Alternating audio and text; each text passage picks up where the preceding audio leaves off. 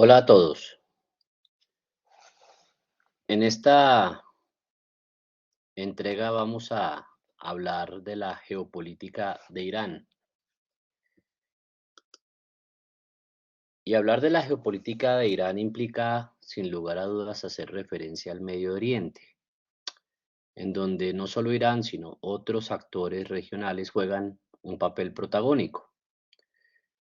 Por lo tanto,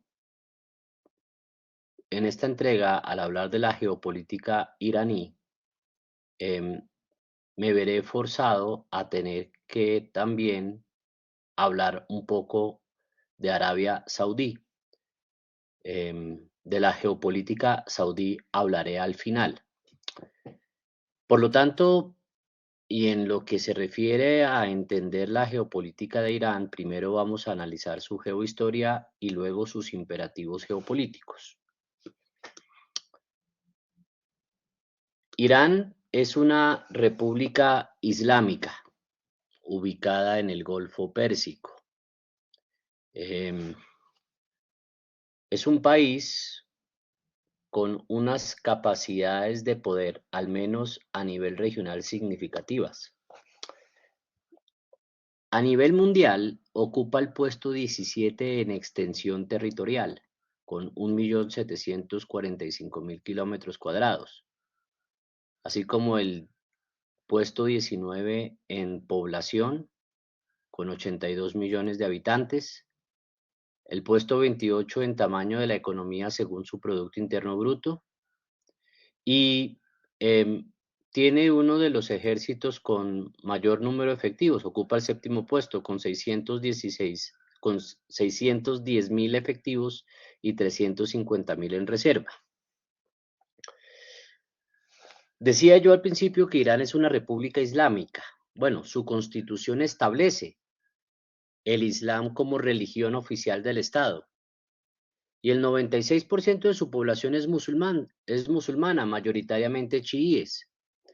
Sin embargo, el 60% de los iraníes son persas y hablan el persa o el farsi, una lengua que, a pesar de emplear el alfabeto árabe, tiene origen indoeuropeo. El persa es un idioma oficialmente hablado en Irán, Afganistán, Tayikistán y partes de Uzbekistán, sin contar con los centenares de miles de persas que hay en la diáspora alrededor del mundo. Irán es un país con una gran diversidad étnica y la mayoría persa convive con otros grupos étnicos minoritarios como los árabes, que representan el 2% de la población iraní, o los kurdos, o los azeríes, perdón. Entonces, para entender a Irán, lo primero que hay que hacer es entender su tamaño. Mide 1.684.000 kilómetros cuadrados. Eso significa que su territorio es más grande, ¿no?, que los territorios combinados de, no sé, Francia, Alemania, los Países Bajos, Bélgica, España y Portugal, es decir, la Europa occidental. Es además el sexto productor mundial de petróleo y el tercer productor mundial de gas. Irán es el 19º país más poblado del mundo, ya lo comenté, con 82 millones de personas. Su población es mayor que la de Tailandia o el Reino Unido. Pero en las circunstancias actuales podría ser útil, particularmente, comparar a Irán con sus dos vecinos terrestres inmediatos, que bordean las fronteras de su flanco occidental y oriental. Me refiero a Irak y Afganistán. Irak tiene una superficie de 433.000 kilómetros cuadrados y unos 38 millones de habitantes, por lo que Irán es aproximadamente 4 veces más grande y 2 veces más poblado que Irak. Por su lado, Afganistán tiene unos 652.000 kilómetros cuadrados y una población de más o menos 37 millones de habitantes. Una forma de verlo entonces es que Irán es un 68% más grande que Irak y Afganistán juntos, con un 50% más de población que cada uno de estos estados. Pero claro, más importantes son, a la hora de analizarlo geopolíticamente, pues sus barreras topográficas. Como pueden ustedes observarlo en el mapa, Irán se define sobre todo por sus montañas, que forman sus fronteras, rodean sus ciudades y describen su corazón histórico. Para entender a Irán hay que entender no solo lo grande que es, sino también lo montañoso que es. Y las montañas más importantes de Irán son las Zagros. Son una extensión sur del Cáucaso, de las montañas del Cáucaso, que se extiende a unas 1.448 kilómetros desde la frontera noroeste de Irán, que colinda con Turquía y Armenia, al sureste hacia Bandar Abbas en el estrecho de Hormuz. Los primeros 241 kilómetros de la frontera occidental de Irán, que repito, dominan estas montañas, ¿no? En esta parte de acá, pues comparte Irán frontera con Turquía. Y en esa zona, pues eso y esa zona es intensamente montañosa a ambos lados de la frontera. Al sur de Turquía, las montañas del lado occidental de la frontera comienzan a disminuir hasta desaparecer por completo en el lado iraquí. Y a partir de este punto, ¿no? Al sur de las regiones kurdas, el territorio del lado iraquí es cada vez más llano y forma parte de la cuenca del Tigris y del Éufrates. El lado iraní de la frontera es montañoso y comienza solo unas pocas millas al este de la frontera. Irán tiene una frontera montañosa con Turquía, pero las montañas dan a una llanura a lo largo de la frontera con Irak.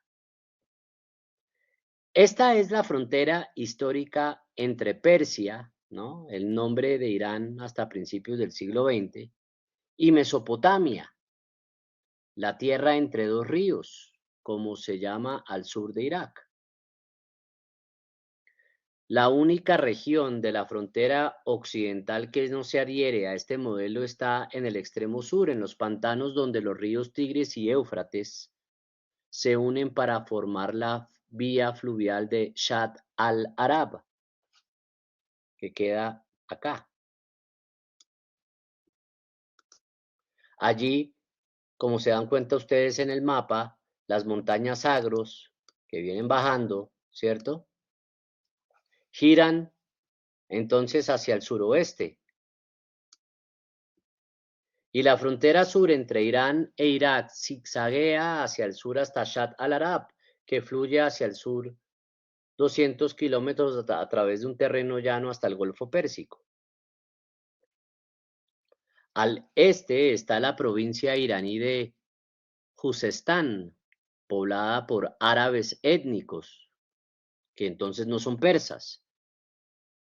Y dada la naturaleza pantanosa del terreno, puede defenderse fácilmente y proporciona a Irán un amortiguador contra cualquier fuerza del oeste que intente avanzar a lo largo de la llanura costera de Irán en el Golfo Pérsico. Y corriendo hacia el este a lo largo del mar Caspio, se encuentran las montañas Alborz, ¿no? En su frontera norte, estas de acá, que sirven como puente de montaña entre la cordillera del Cáucaso Zagros y las montañas, ¿no? Que encuentra uno más hacia el oriente en territorio afgano, que eventualmente culminarán, ¿no? En el Hindu Kush. Las montañas Alborz corren a lo largo de la costa sur del Mar Caspio hasta la frontera con Afganistán, protegiendo el desierto de Karakum en Turkmenistán. Luego, montañas de menor elevación descienden a lo largo de las fronteras con Afganistán y Pakistán, casi hasta el Mar Arábigo. Irán tiene alrededor de 1.287 kilómetros de costa, aproximadamente la mitad a lo largo de la costa oriental del Golfo Pérsico y el resto a lo largo del Golfo de Omán. Su puerto más importante, Bandar Abbas, se encuentra en el estrecho de Hormuz. No hay puertos equivalentes a lo largo del Golfo de Omán y el estrecho de Hormuz es extremadamente vulnerable a la interdicción. Por lo tanto, Irán no es una potencia marítima o naval importante, nunca lo ha sido. Es y siempre ha sido una potencia terrestre. El centro de Irán consta de dos mesetas desérticas que están prácticamente deshabitadas y son pues inhabitables. Se trata del desierto de Kabir, ¿no? Que se extiende desde Qom en el noroeste casi hasta la frontera con Afganistán, y el Dasht-e-Lut o desierto de Lut, que se extiende al sur hasta Baluchistán. Este desierto de Kabir, el Dasht-e-Kabir, ¿no? Que lo pueden ver ustedes aquí en el mapa, consiste en una capa de sal que cubre lodo espeso y es fácil atravesar la capa de sal y ahogarse en el lodo. Es realmente uno de los lugares más miserables del planeta, razón por la cual es un territorio en donde no puede sostenerse la habitación del ser humano. Entonces, diciendo esto, como ya supondrán ustedes, la población de Irán se concentra en las montañas, en sus montañas, no en sus tierras bajas, como ocurre en muchos otros países. Al igual que en Colombia, en Irán, la mayoría de la gente vive en la montaña, no en las tierras bajas. En el caso de Irán, porque es que no hay de otra, ya que las tierras bajas están caracterizadas por dos desiertos inhabitables. Entonces, las tierras bajas, tal vez a excepción del suroeste y el sureste, que además son las regiones pobladas por pueblos que no son persas, pues el resto del territorio de tierras bajas es inhabitable. Entonces, Irán es una nación de 82 millones de montañeses. Incluso su ciudad más grande, su capital, que es Teherán, al norte del territorio, está al pie de imponentes montañas, de las montañas Elburz. Su población se encuentra en un cinturón que se extiende a través de las montañas Zagros y Elbrus, en una línea que va desde la costa oriental del Caspio hasta el estrecho de Hormuz. Hay una concentración secundaria de gente al noreste, centrada en Mashhad, ¿no? Que es tal vez la segunda ciudad más importante del país y que encuentran ustedes acá, ¿no? Acá está Teherán y acá está Mashhad.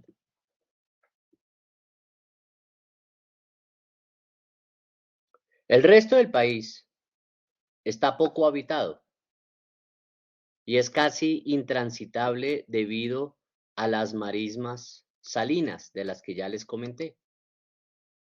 Entonces, viéndolo hasta ahora, bueno, y si se mira detenidamente en un mapa de Irán, se puede ver que la parte occidental del país, ¿no? Las montañas Agros, pues es en realidad un puente terrestre hacia el sur de Asia. Es el único camino entre el Golfo Pérsico al sur y el Mar Caspio al norte. Por eso, Irán es la ruta que conecta el subcontinente indio con el mar Mediterráneo. Pero debido, ¿no?, a su tamaño y geografía, Irán no es un país que pueda atravesarse fácilmente y mucho menos conquistarse.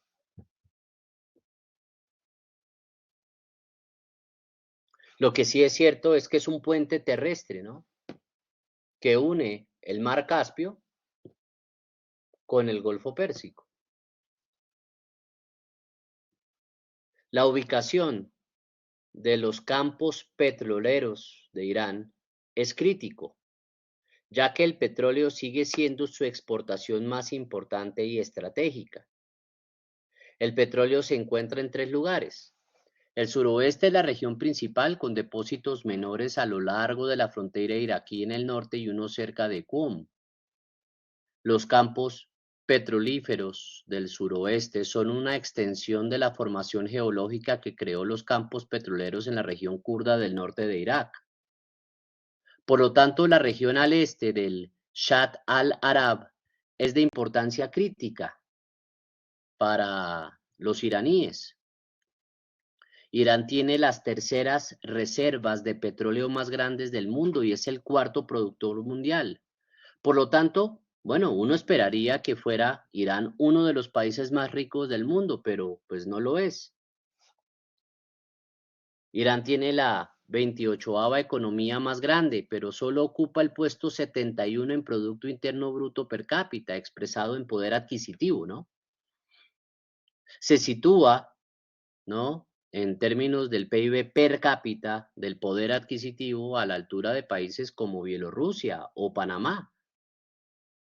Y parte de la razón son las ineficiencias de la industria petrolera iraní, resultado de, entre otras cosas, las políticas gubernamentales. Pero hay un problema geográfico inclusive más profundo. Irán tiene una población enorme ubicada principalmente en montañas escarpadas, y las regiones montañosas rara vez son prósperas. El costo del transporte dificulta el desarrollo de la industria. Las regiones montañosas escasamente pobladas son generalmente pobres. Y las regiones montañosas densamente pobladas, cuando existen, son mucho más pobres. La geografía y la gran población de Irán dificultan mejoras sustanciales en su vida económica y hace muy difícil la acumulación de capital porque los costos de tener que transportar todo tipo de bienes y mercancías y personas a través de las montañas siempre será más costoso. Una de las varias razones que explican también por qué, a pesar de las riquezas de nuestro país, Colombia, Colombia es un país em, que no ha logrado eficientemente acumular capital como aquellos en donde la mayoría de la población o viven en las ciudades o viven en las cuencas de los ríos. Pero bueno, regresando al tema iraní, a diferencia de países despoblados y con menos dificultades geográficas como, no sé, Arabia Saudí o Kuwait, Irán no puede disfrutar de ningún cambio en la debilidad subyacente de su economía provocada por los mayores precios del petróleo y una mayor producción. La ausencia de llanuras habitables significa que cualquier planta industrial debe desarrollarse en regiones donde el costo de la infraestructura tiende a socavar los beneficios. El petróleo evita que la economía de Irán se hunda aún más, pero por sí solo no puede catapultar a Irán fuera de su situación. Entonces, Irán, al menos desde el punto de vista geográfico, es una fortaleza, rodeada en 3 direcciones por montañas y el cuarto por el océano, ¿no? Con un páramo en el centro, Irán es extremadamente difícil de conquistar. Esto lo lograron una vez los mongoles, que ingresaron al país desde el noreste. Los otomanos penetraron en las montañas Zagros y se dirigieron al noreste hasta el Caspio, pero no intentaron avanzar hacia el corazón de Persia. Irán es un país montañoso que busca llanuras habitables. No hay ninguno al norte, solo más montañas y desierto, o al este, donde la infraestructura de Afganistán ya no es atractiva. Al sur solo hay océano. Las llanuras que hay en la región se encuentran al oeste, en el actual territorio de Irak y Siria, en lo que se conoce como la Mesopotamia y la Babilonia históricas. Si Irán pudiera dominar estas llanuras y combinarlas con su propia población, sería esta la base del poder iraní. De hecho, estas llanuras fueron la base del imperio persa. Persia se convirtió en un imperio cuando logró bajar de las montañas de Irán y controlar la región de Mesopotamia.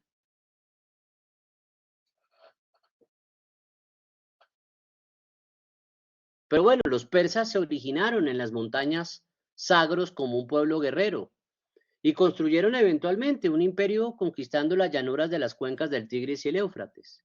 Lo hicieron lentamente, durante un periodo prolongado, en una época en la que no había fronteras demarcadas y enfrentaban poca resistencia hacia el oeste. Si bien era difícil para un pueblo de las tierras bajas atacar a través de las montañas, era más fácil para un pueblo de las montañas descender a las llanuras. Esta combinación de población y llanuras fértiles permitió a los persas expandirse.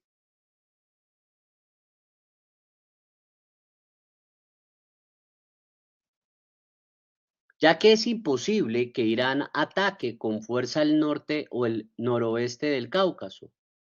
Los rusos, turcos e iraníes se detuvieron en la línea actual en el siglo XIX. El país es tan accidentado que el movimiento podría medirse en metros en lugar de kilómetros. Irán podría atacar al noreste de Turkmenistán, pero la tierra allí es un desierto llano y brutal. Los iraníes podrían avanzar hacia el este, hacia Afganistán, pero esto implicaría más luchas en las montañas afganas por tierras de valor igualmente cuestionable. Atacar hacia el oeste, hacia la cuenca de los ríos Tigres y Éufrates, y luego avanzar hacia el Mediterráneo, pues parecía más factible. Y ese fue el camino que tomaron los persas cuando crearon su imperio y llegaron inclusive hasta Grecia, ¿no? En donde eventualmente se suscitarían las famosas guerras médicas, o, o al territorio o al imperio egipcio, cuando se extendieron eh, a lo largo de la península del Sinaí, ocupando parte de lo que en su momento fue el imperio egipcio. Entonces, en términos de expansión, el problema para Irán son sus montañas. Son un contenedor tan eficaz como un baluarte defensivo. Así como protegen a Irán, también la han contenido. Apoyar a una fuerza atacante requiere logística, y enviar suministros a través de las montañas Zagros en grandes cantidades es imposible. A menos que los persas pudiesen ocupar y explotar Irak, una mayor expansión es imposible. Y para explotar Irak, el territorio iraquí, Irán necesita un alto grado de cooperación activa por parte de los iraquíes. De lo contrario, en lugar de convertir la riqueza de Irak en poder político y militar, los iraníes solo lograrían empantanarse en su intento de pacificar a los iraquíes. Y para avanzar hacia el oeste, Irán necesitaría la cooperación activa de los pueblos conquistados. Cualquier ofensiva fracasará debido a los desafíos que plantean las montañas para transportar suministros. Por eso, los persas crearon el tipo de imperio que crearon. A diferencia de los asirios o de otros pueblos conquistadores, por ejemplo, a diferencia de los babilónicos, Los persas permitían, cuando conquistaban nuevos territorios y a nuevas naciones, permitían a las naciones conquistadas una gran autonomía. Respetaban su cultura, les permitían que siguieran adorando sus propios dioses, que conservaran su lengua. Y siempre se aseguraron de que esas naciones recientemente conquistadas se beneficiaran del sistema imperial persa, para así evitar los levantamientos. Una vez que abandonaron los agros, las montañas agros, los persas no podían permitirse el lujo de pacificar un imperio. Necesitaban la riqueza a un mínimo costo. Y este ha sido el límite del poder persa iraní desde entonces. Recrear una relación con los habitantes de las cuencas del Tigris y el Éufrates, el Irak de hoy, es enormemente difícil. De hecho, a lo largo de la mayor parte de la historia, la dominación de las llanuras por parte de Irán ha sido imposible. Otras potencias imperiales, por ejemplo, la Grecia de Alejandro Magno o el Imperio Romano, o los bizantinos, o los otomanos, o los británicos y estadounidenses, se han apoderado de las llanuras o las han utilizado como amortiguador neutral contra los persas. Pero bueno, adelantándonos un poco en el tiempo y entrando a hablar de la historia moderna de Irán, pues esa historia moderna de Irán comienza más o menos en 1926, cuando la antigua monarquía Qayar sufrió un golpe de estado a manos del general Reza Pahlavi, que eventualmente se proclamó rey de reyes o Shah y fundó la dinastía Pahlavi. Durante su reinado el Shah de Irán, ¿no?, en el que sustituyó el nombre de Persia por Irán, intentando modernizar el país, y con reformas de corte occidental, como la ley de 1936, que prohibía a las mujeres llevar velo en público, y su campaña de represión contra toda disidencia interna, lo que terminaron de hacer fue enfurecer a la población y en especial al clero que en ese momento estaba en Irán. En política exterior, la simpatía del Shah de Irán con la Alemania del Shah Reza Khan con la Alemania nazi le costó el trono, ya que provocó la invasión anglo-soviética del país en 1941 y la abdicación de este Shah en favor de su hijo. Y el nuevo Shah, el nuevo rey de Irán, Mohammad Reza Pahlavi, reinaría hasta la proclamación de la República Islámica en 1979. Aunque el régimen de Mohammad Reza, basado en la Constitución Qayar de 1906, fue al inicio más abierto que el de su padre, la sociedad iraní condenó sus relaciones con el Reino Unido, al que permitía explotar el petróleo iraní a cambio de apoyo político y militar.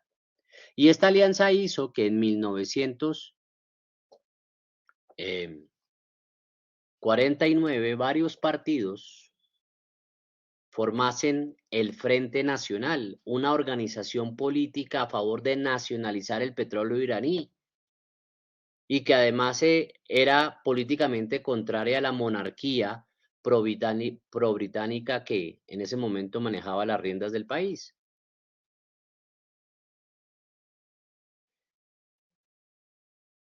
Y nada más ser elegido democráticamente primer ministro en 1951, el líder de este partido del Frente Nacional, Mohamed Mossadegh, nacionaliza el petróleo.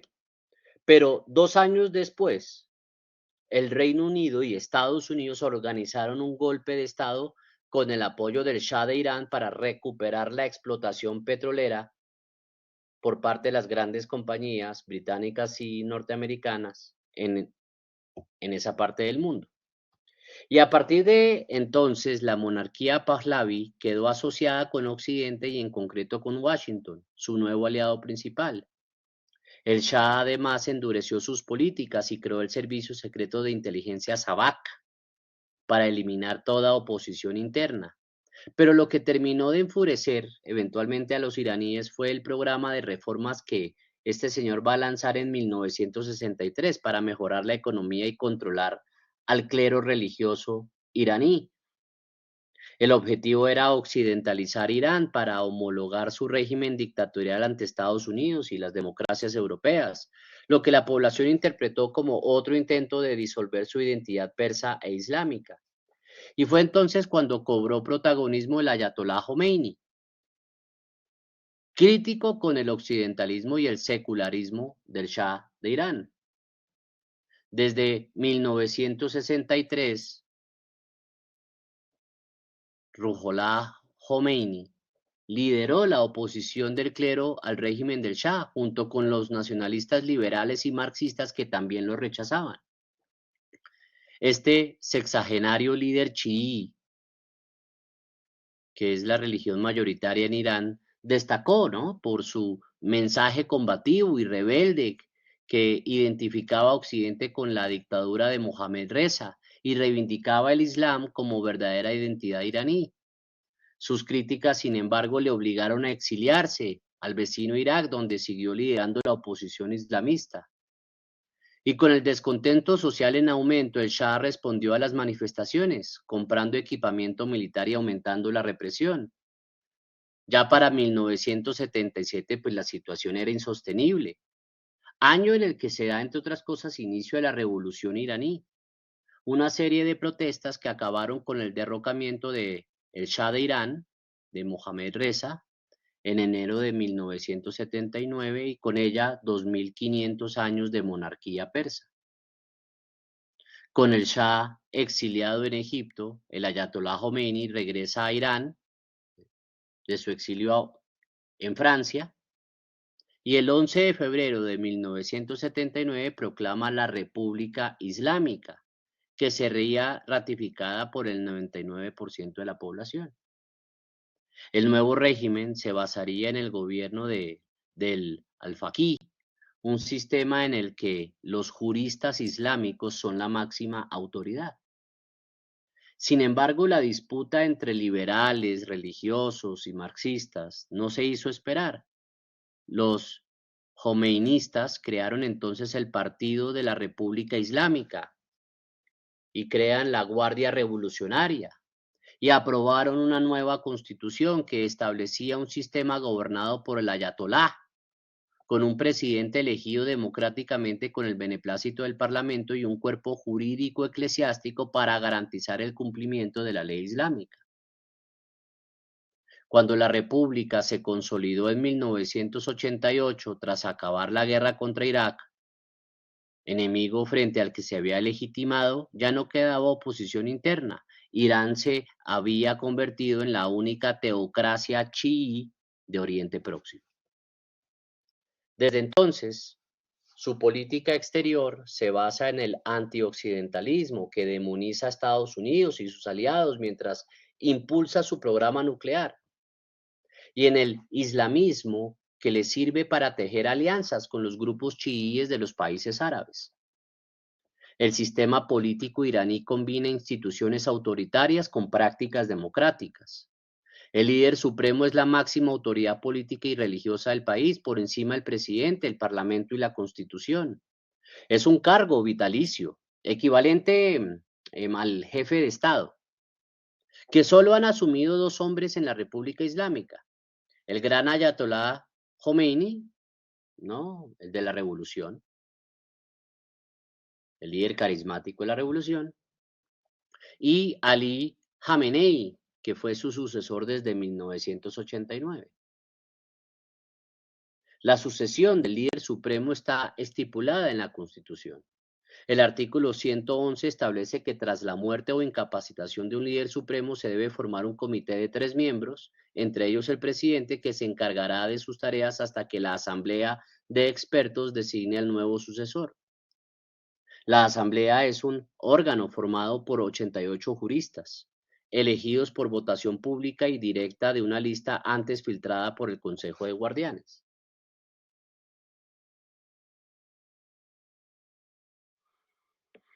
Habiendo dicho esto, y entendiendo más o menos cómo se forma el actual estado el actual estado de Irán, o mejor, la República Islámica o Teocrática de Irán.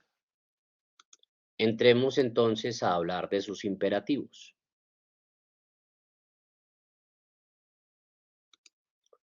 Los últimos años han sido los más difíciles para Irán desde su revolución en 1979.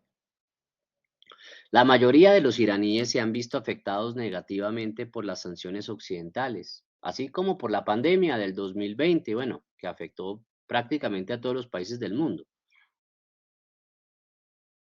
pero Irán mucho más que a otros, ¿no?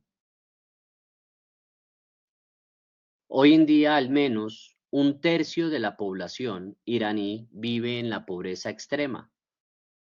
La desnutrición es rampante, especialmente entre los niños de las zonas rurales.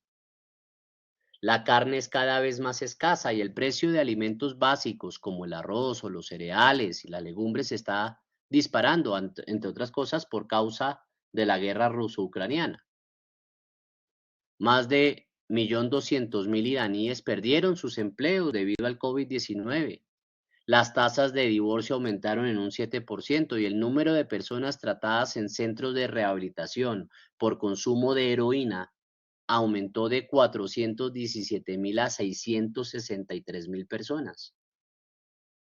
Durante los últimos 6 siglos, Irán, claro, había sufrido derrotas militares, pérdidas territoriales, manipulación de potencias extranjeras y en el siglo XX la ocupación por tropas británicas y soviéticas.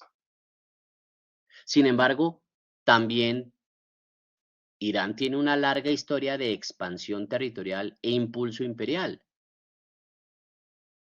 El imperio sasánida, que va del 224 al 651 de nuestra era, se apoderó del Cáucaso, toda la costa de la península arábiga, Egipto y Asia Menor, e incluso llegó a las puertas de la India.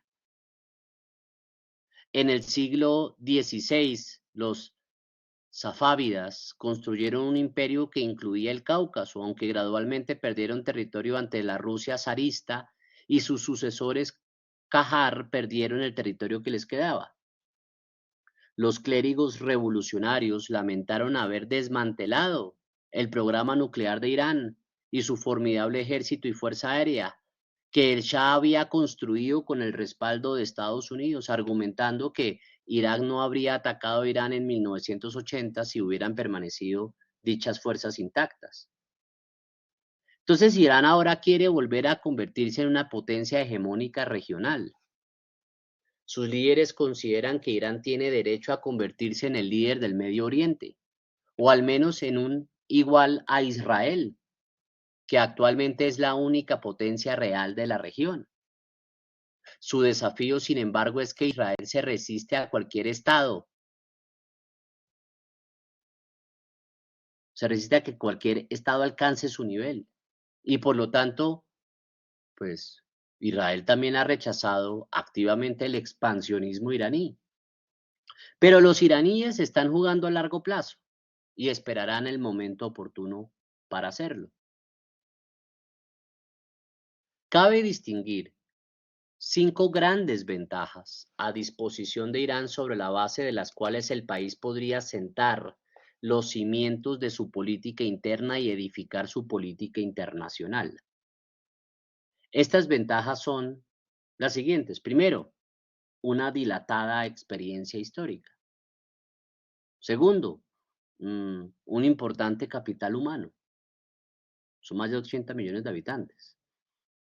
Tercero, una posición geográfica envidiable, por más difícil que sea su geografía.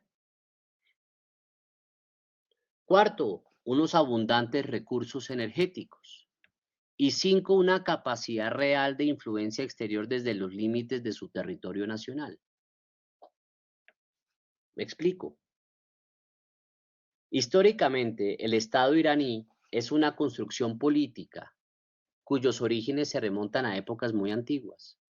Esta es la principal característica que lo distingue de la mayoría de sus vecinos.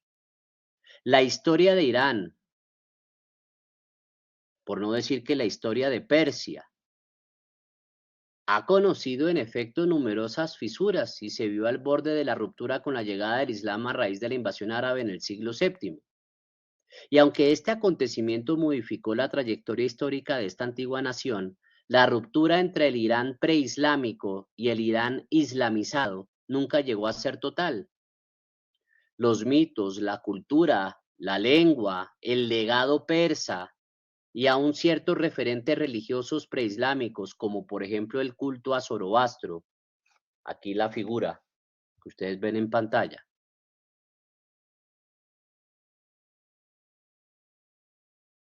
Muchos señalan que el zoroastrismo es tal vez la religión monoteísta más antigua del mundo, inclusive más antigua que el judaísmo, monoteísta, es decir, que adoraban a un solo Dios.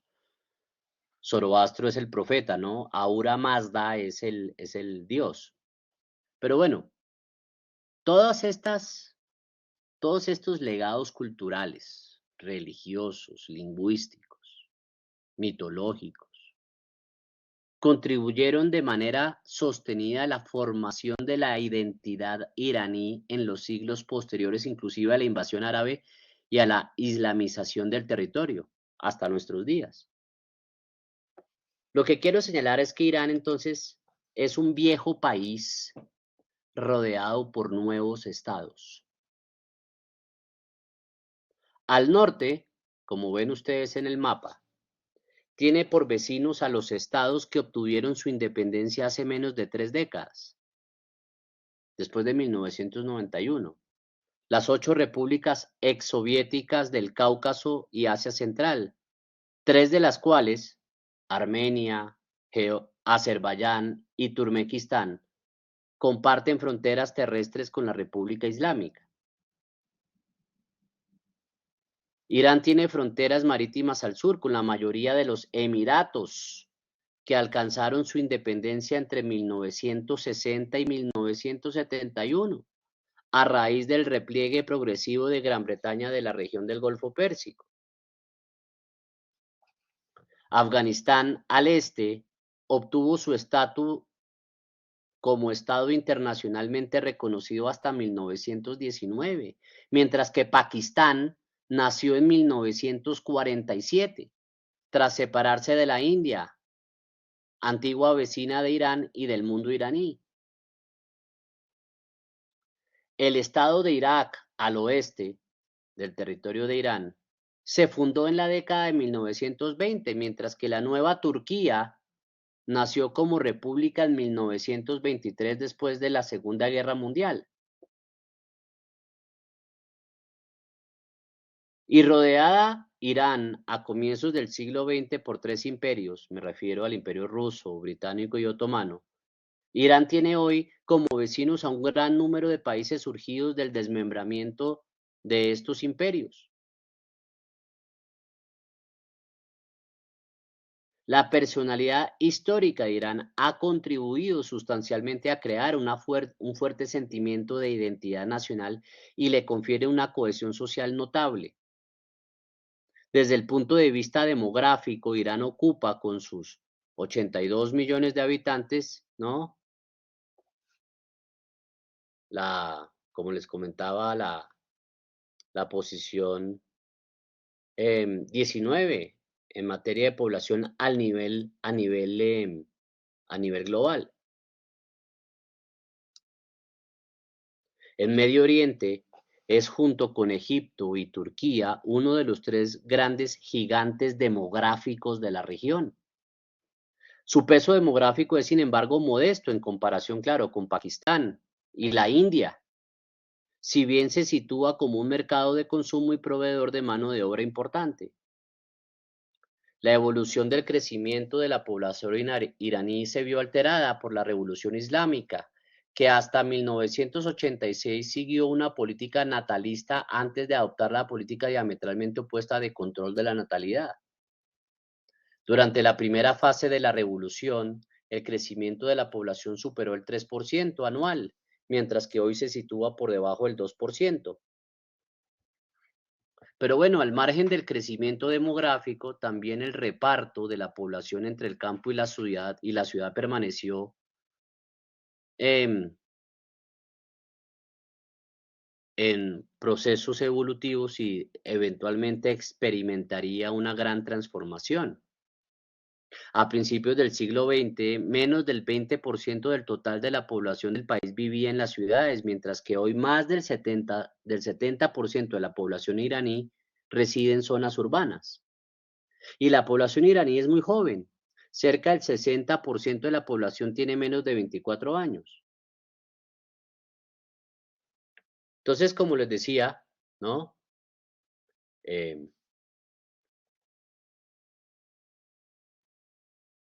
uno, una de las ventajas de Irán es una dilatada experiencia histórica y además un importante capital humano. Pero les hablaba de que la tercera ventaja sobre la cual puede Irán cimentar su poder es el de una posición geográfica envidiable, ya que en lo que respecta a su posición geográfica, pues Irán, como pueden ustedes ver en el mapa, es un auténtico estado portal o gateway state. Se encuentra en la intersección de diversos mundos, del mundo árabe, del mundo turco, del mundo indio, del mundo caucásico, del mundo ruso, y en la confluencia de distintos espacios geográficos, Oriente Medio, Cáucaso, Asia Central, el subcontinente indio y la región del Golfo Pérsico. Irán está entre tres mares, el Mar Caspio, el Golfo Pérsico y el Mar de Omán. No está lejos de Europa y está a las puertas de Asia. Las fronteras terrestres y marítimas de Irán superan los 7.500 kilómetros y limitan con 15 estados. 5.440 kilómetros corresponden a sus fronteras terrestres y 2.440 kilómetros de sus costas se extienden en las orillas del Golfo Pérsico y el Mar de Omán y 740 a lo largo del Mar Caspio. De los 7 vecinos que comparten fronteras terrestres con Irán, 3 son antiguas repúblicas soviéticas, Azerbaiyán, Armenia y Turkmenistán. 4 son estados sin salida a un mar abierto, las 3 ex repúblicas soviéticas y Afganistán.